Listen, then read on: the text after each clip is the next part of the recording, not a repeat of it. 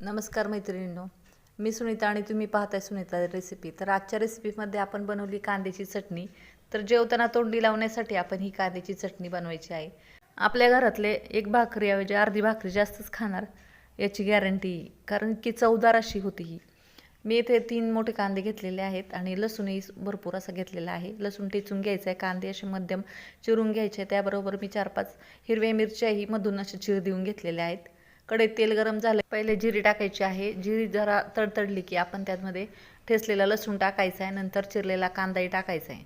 हे सगळं चांगलं परतून घेतलं की थोडंसं मीठ टाकायचं आहे. मिठामुळे कांदा पटकन शिजतो. असं कांदाचा थोडासा रंग बदलला की हिरव्या मिरच्या टाकून त्याही परतून घ्यायच्या आहेत.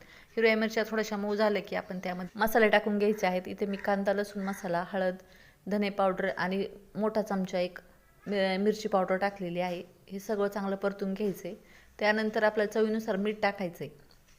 आपण अगोदर कांद्यात मीठ टाकलेलं आहे, त्यामुळे बेतानंच मीठ टाकायचं आहे. हे सगळं परतून घेतल्यानंतर थोडंसं पाणी टाक, झाकण लावून चांगलं शिजवून द्यायचं आहे.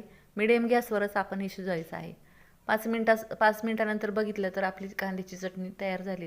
याच्यामुळे आपल्या जेवणाची ही चव वाढते. एक भाकरी खाणारा माणूसही अर्धी भाकरी जास्त खाऊ शकतं. अशी ही कांद्याची चटणी तर तुम्ही नक्की ट्राय करा.